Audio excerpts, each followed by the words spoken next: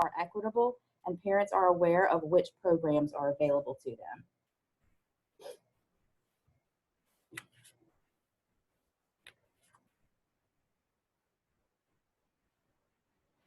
First, let's talk about who we are serving. In order to qualify for a particular program, a child must be identified as economically disadvantaged. Families with incomes at or below 200% of the federal poverty level are considered economically disadvantaged. As you know, eligibility for pre-kindergarten programs was once aligned with eligibility for free and reduced lunch. However, with so many districts participating in the CEP program and all children in a given district receiving free lunch, it became increasingly necessary that we define a process by which eligibility is determined outside of the processes established by the cafeteria program. What this means for you as lead agency is that as part of the coordinated enrollment process, you are responsible for determining child eligibility in your community network. In addition to being economically disadvantaged, children who are in foster care and homeless children will automatically qualify for publicly funded programs. Children who are identified as having special needs or English language learners may be eligible to receive services, but must still be income eligible to participate in publicly funded pre-K programs. They are not automatically eligible to receive a seat through LA4 or NSECD unless they meet the income requirements for these programs.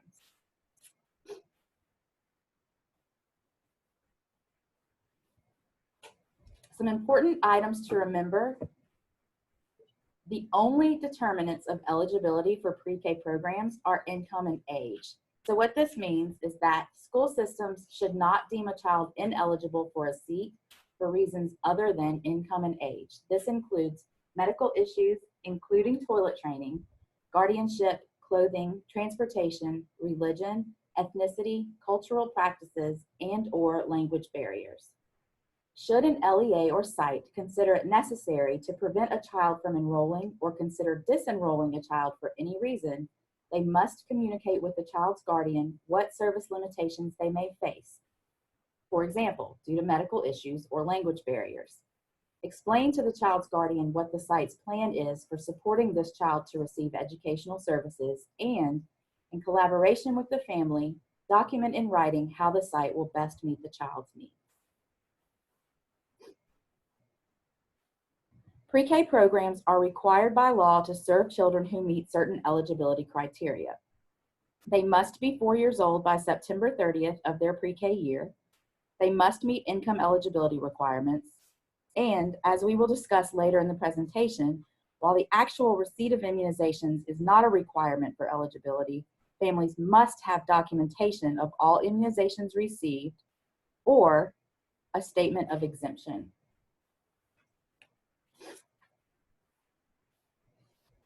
The law requires that children who participate in a publicly funded pre-K program be 4 years old by September 30th of their pre-K year.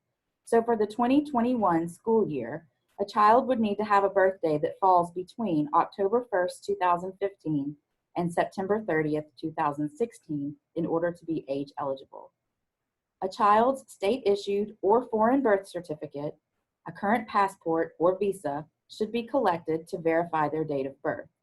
I want to note that the lack of a U.S. state-issued birth certificate should not be a deterrent from verifying a child's eligibility when a foreign birth certificate, passport, or visa are available.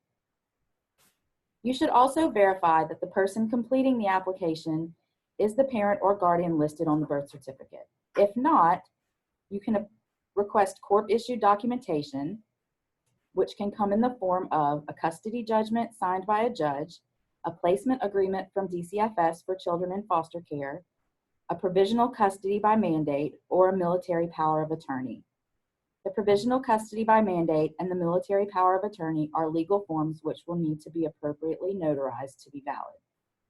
Families may also submit the non-legal custodian's affidavit, which does not grant legal custody, but allows a person other than the legal guardian to authorize educational services and school-related medical services for the named child if the parent is unable to be present.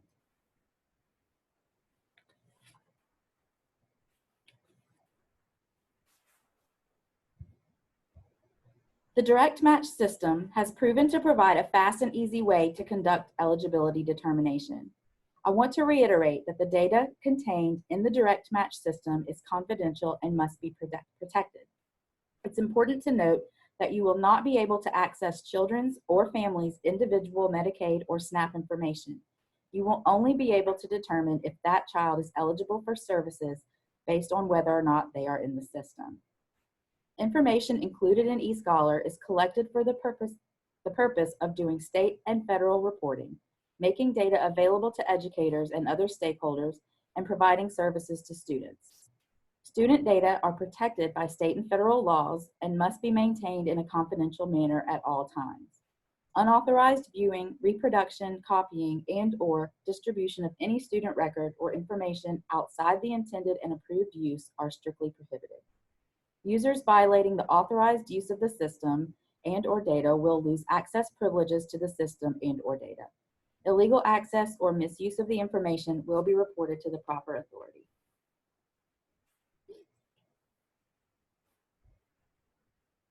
This year, the department is considering requiring that all community networks gain access to and utilize direct match, which will allow you an easier method for determining child eligibility.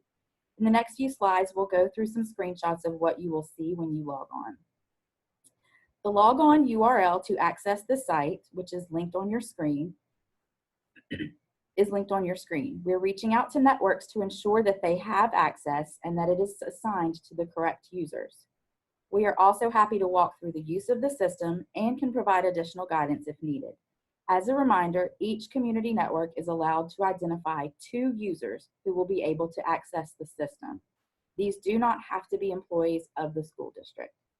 Once logged in, users will be able to submit student data in the system to determine if a child is eligible.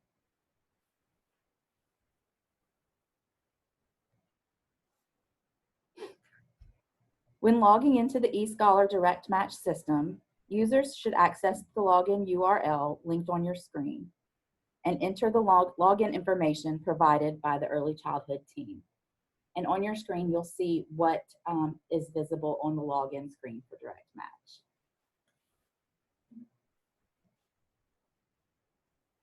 Once you log on to Direct Match, you will see this screen, the Direct Match dashboard. From this screen, you will select the menu icon in the upper left-hand corner. On the menu, you should then select Match. Selecting Match will bring you to this screen. You will have 2 choices here. You can either upload a file, which should contain multiple students. This process was detailed in our vendor webinars that we had prior to the release of Direct Match, and more information on how to create these files can be provided if needed. Or you can enter online, which allows users to manually enter children individually for matching. This will likely be the easiest option if you are only working with a few children at a time.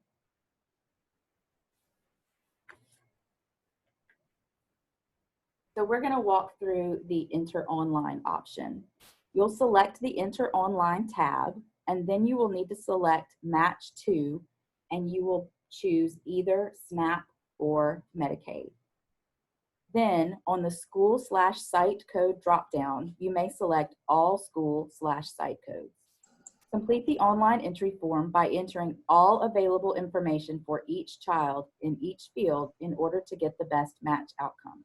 And keep in mind that certain fields are required. So the more information you can enter on a child, the better results you'll get. One note about the local ID field. In that field, you can put whatever number you want to put to track students in your school system. It does not impact the match outcomes, and it will not assign a LSID for the child. Once the information has been entered, you'll click Match.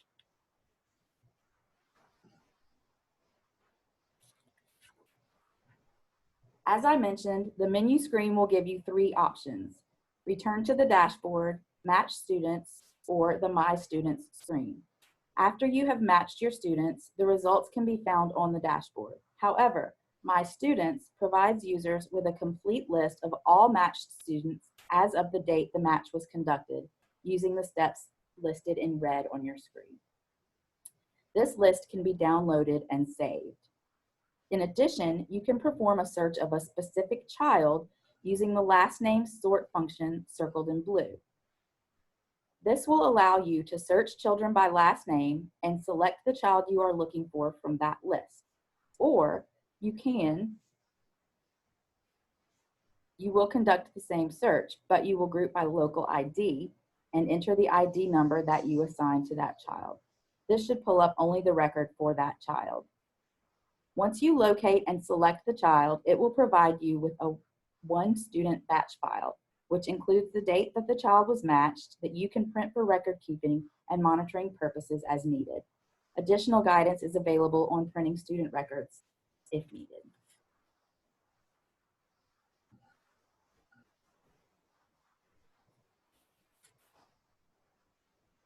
There are alternatives to direct match if for some reason you cannot locate a child in the system.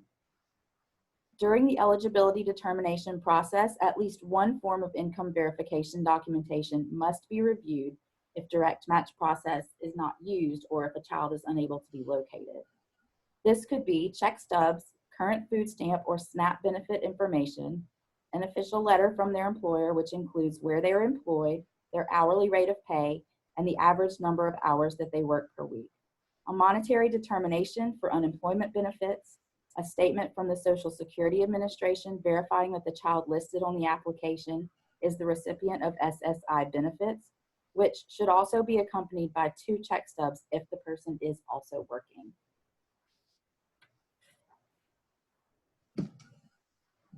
Children in foster care can be determined eligible with a current placement agreement from DCFS.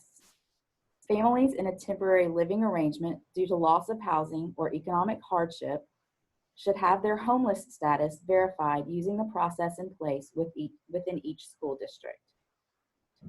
Tax forms, including 1099s, W-2s, and tax returns, are allowable as proof of income only when no other documentation exists. In addition, you should only collect tax information for the most recent tax year. For example, in determining 2020-2021 eligibility, you should only use 2019 tax information. A statement of no income form must be completed by any adult household member who are claiming zero income of any kind. If the family lives with the grandmother who does not work or provide financial support to the family, this can be indicated on the statement of no income, which she will need to submit because she is an adult who is included in the household number. A declaration of employment form must be completed by any adult household members who are employed intermittently, are self-employed, or who, for whatever reason, do not have tax return forms, W-2 forms, check stubs, or applicable Department of Children and Family Services printouts to verify their income.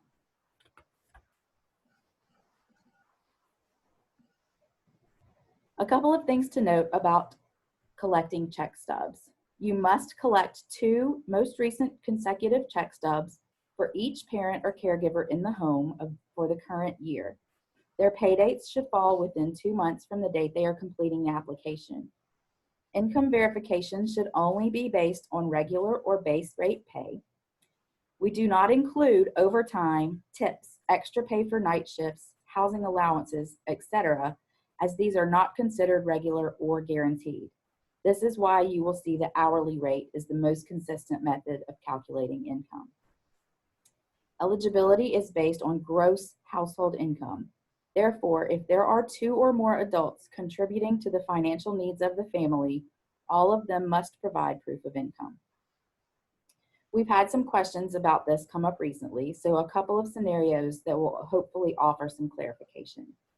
If a mother and her 2 children live with her parents, but she is working and financially supporting herself and her kids, and her parents do not provide direct financial support, you would only include the mother and her 2 children in the household size. However, if she lives with her parents and they do provide direct financial support, you would either have them verify how much per month they provide to her and count it as income, or you would include them in the family size and collect their income in addition to the mother's.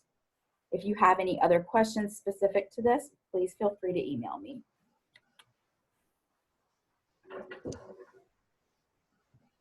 Provided for you here is the current income limit for pre-K programs. And we'll use this chart as we move through our examples on the next slides.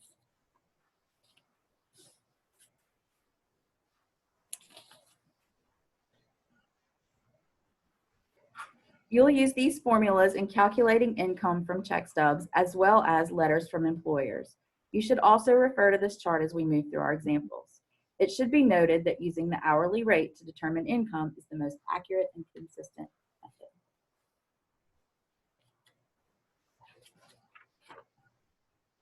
As I mentioned, income is most consistently and accurately calculated using the hourly rate formula. In addition, you must always assume that an employee works a 40-hour work week and calculate it as such. Let's look at an example. Mrs. Smith has come to you to find a pre-K program for her child. She provides a check stub showing an hourly rate of $25 an hour. So you calculate it as $25 an hour times 40 hours a week times 4.33. Mrs. Smith's monthly income is $4,330. She's a single mom and has only one child. Therefore, as a family of two, she would not be eligible. Mrs. Smith claims that she does not work 40 hours a week. In these instances, the parent will need to provide a letter from their employer indicating the number of hours they actually work. You can use this to recalculate their income. Mrs. Smith provides a letter from her employer that shows she only works 20 hours per week. You may calculate her income as $25 an hour times 20 hours a week times 4.33, which equals $2,165, which makes her child eligible.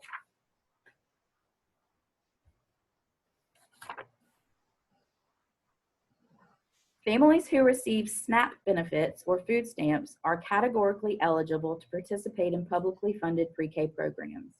There are a couple of different documents that can be submitted to substantiate participation in this program. The most important thing to remember is that the documentation must include the child's name as well as the effective dates of their case. Some of the documents that can be accepted include the SNAP change or closure letter sent from DCFS, which will include an expiration date on the first page and a full listing of household members on the following pages. Or they may submit the CAFE case detail report, which will include current certification dates as well as a list of included family members. This report is available via the CAFE portal and can be accessed on most smartphones. It is important to verify not only a current open case using the expiration date, but also that the child applying for the seat is among the family members included in that case. The Louisiana purchase card is not accepted as valid proof that the family receives SNAP benefits. Tax documentation should not be your go-to for income verification. We are looking for current family income. Tax forms should only be used if a family has no other documented proof of income. And in cases where tax return information is being used, you should not use previous tax years. For example, 2020, 2021 eligibility should be determined using 2019 tax returns. Medicaid documentation is another item that cannot be used. The income limits for Medicaid eligibility may differ from those allowed for publicly funded pre-K programs. Child support should not be used as sole source of income. If the family states that it is their only source of income, they will need to provide documentation showing that it is court ordered and write a letter stating that no other income is received.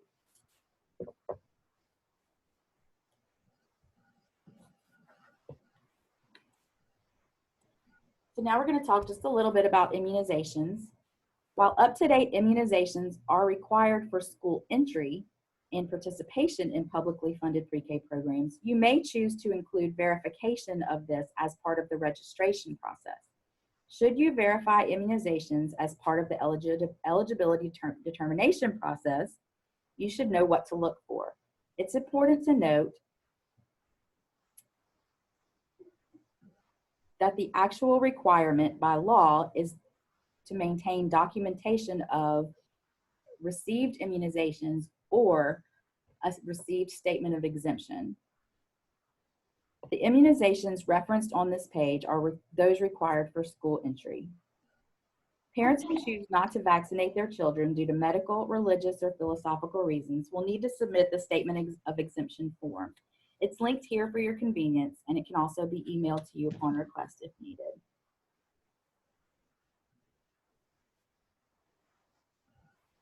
Children may not be determined ineligible for publicly funded pre-K programs due to a lack of immunizations. There are several ways to provide guidance to parents relevant to their individual circumstances. Some of these include providing contact information for the local Shots for Tots location in their area, advising the family about the accelerated schedule for children starting immunizations late, which is linked here, if the child has never been vaccinated but the parents would like for them to be, or providing the Statement of Exemption form, which is also linked here, if a child is unvaccinated due to medical, religious, or philosophical beliefs.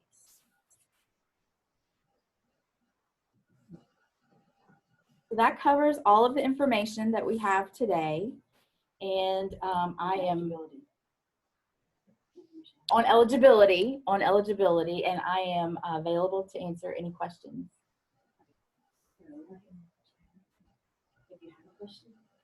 So, guys, if you have a question, please type them in the chat box and we will look at those right now.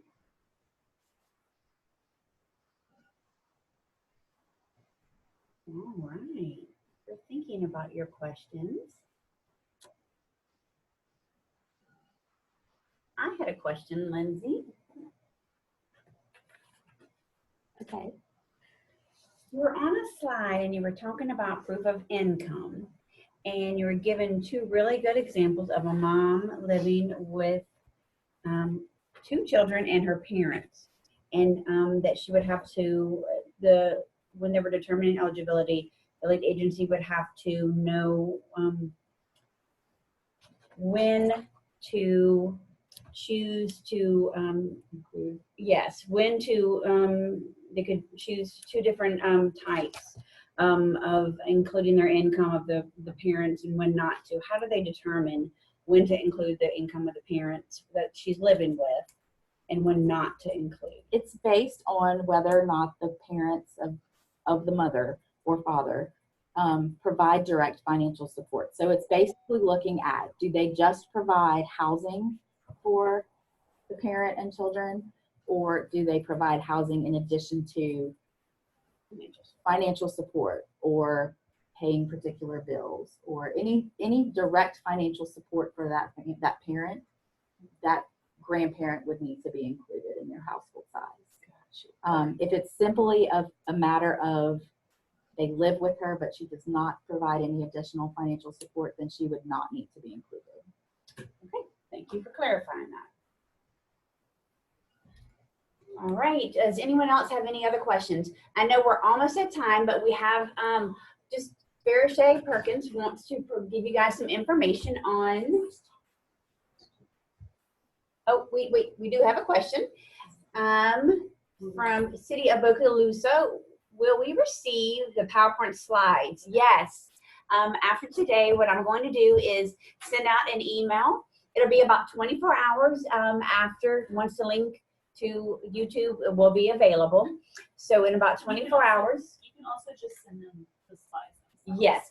So I was just going to consolidate in one email the link to the webinar for today for your review, as well as the slides for today, and then all in one email. So yes, they will be available.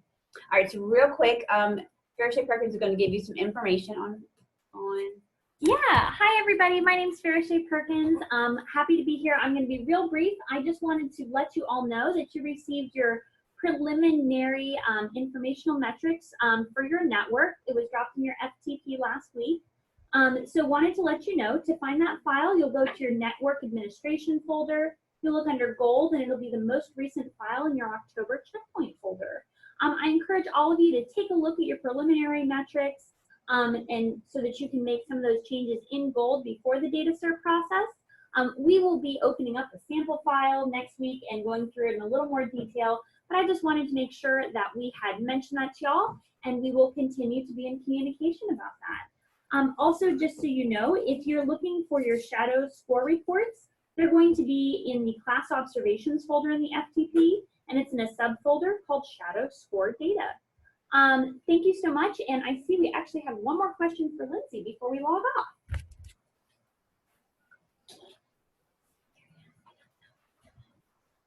So the question is, does military housing allowance count on income? The answer to that is no. For military families, you will use their base rate of pay only.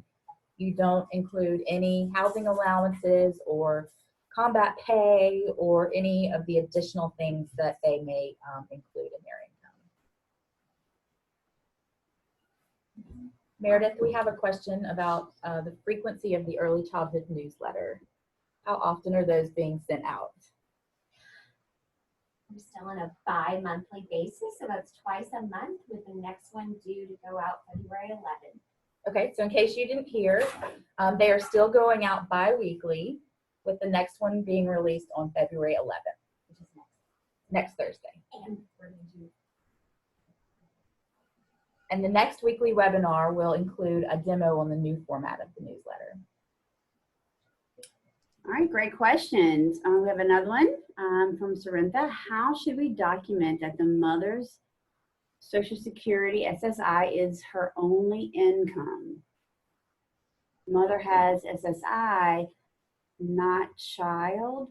If the mother claims that the SSI is her only source of income, then you would treat that as her only source of income. We have to include a little bit of the honor system in eligibility determination. So if they indicate that that is their only source of income, that's what you would use. So Samantha, just to continue your question, you're asking how to document that? Well, I mean, I'm assuming You that could, if you want to have a paper trail of that, you could have her complete either the no income form or the declaration of employment form, where she could indicate that she only receives SSI and have her sign it. Yeah, that sounds right, Lindsay. Okay, so Lydia, you had a question. For some reason, I've stopped getting them. Has anyone else had this trouble? Meredith direct message. Oh, okay. So Meredith is going to handle and answer your question. All right, just one more question. If both maternal grandmother and paternal grandfather have split custody, whose income do you use? You're going to use the income of whoever the child lives with majority of the time. So if they Over 50% of the time. 50% plus 1 day is the basic rule. All really great questions. All right, so I know that we're at time. If there are any other very specific questions about eligibility, please direct them to Lindsay. And if you have anything else, you're certainly welcome to give us a phone call or in. So Patricia Haydow has the same question as St. Martin. See above question. Did we miss one? Patricia Haydow. Question for data cert. We have some information in TS Gold, but not on the Excel spreadsheet. So it isn't matching. What should we do? I would be happy to follow up individually. We may want to get on the phone and talk to you. So thank you for letting me know. All right, so Patricia and St. Martin both have this question. Great, we'll go ahead and we'll schedule some calls for that. Thanks for letting us know. All right, so both you ladies will get on the phone with you or send out some emails to schedule some phone calls. Okay, thank you guys for attending the weekly webinar. We'll try to make these continue to be meaningful to you guys. Thank you so much. And in about a day, over 24 hours, we'll send out the slides as well as a link to the live recorded webinar. Thank you so much. Have a great afternoon. Goodbye.